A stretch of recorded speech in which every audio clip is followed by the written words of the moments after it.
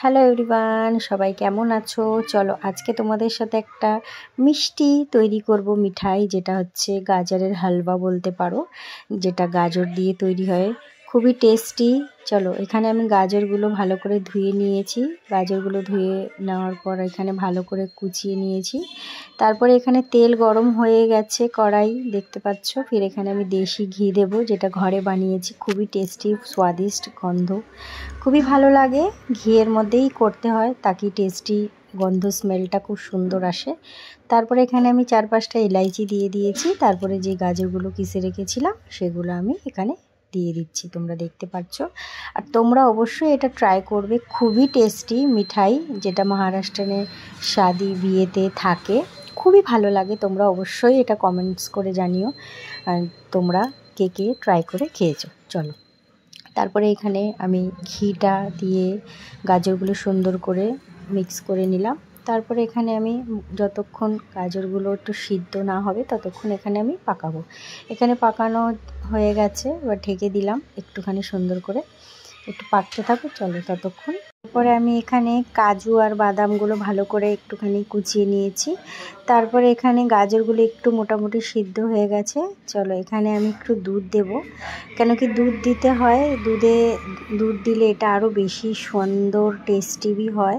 তো এখানে আমি আর একটু দুধ নিয়ে নিচ্ছি, দুধ দিয়ে দিলাম।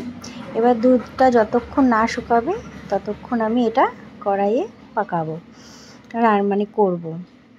চলো, এখানে ভালো করে একটু মিক্স করে নিলাম। এবার মিক্স করা হয়ে গেলে দুধ, কেন কি এখানে অনেকটাই দুধ রয়েছে, জল জল ভাব রয়েছে, এটাকে পুরোটাই শুকাতে হবে। চলো, এটা ঢেকে দিলাম, ঢাকা হয়ে গেল। এবার সিদ্ধ হয়ে গেল।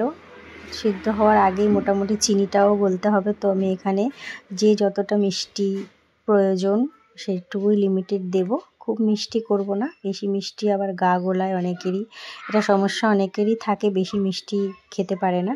তো এখানে মিডিয়াম মিষ্টি দেব আমি, চিনিটা পরিমাণ মতোই দেব, বেশি দেব না। তো এখানে ভালো করে আরেকটু নাড়িয়ে চাড়িয়ে নিলাম। চলো, এবার একটু সিদ্ধ হতে দিই ভালো করে, এটা ভালো করে একটা নাড়িয়ে চাড়িয়ে নিলাম। এবার ভালো করে শুকাক। তারপরে এখানে যে কাজু বাদামগুলো আমি রেখেছিলাম সেগুলো দিয়ে দিলাম।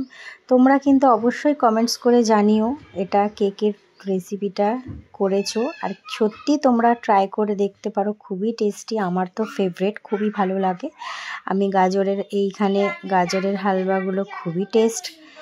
চলো, এখানে দেখো সব কিছু হয়ে যাওয়ার পরে দেখো গাজরটা শুকিয়ে পুরো কি ডিলিশিয়াস লাগছে। তোমরা অবশ্যই সবাই কমেন্টস করে জানিও।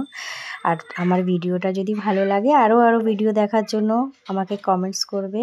ভালো লাগলে একটা লাইক, কমেন্ট, শেয়ার করবে। থ্যাংক ইউ বন্ধুরা, আমার পাশে থাকার জন্য অসংখ্য ধন্যবাদ।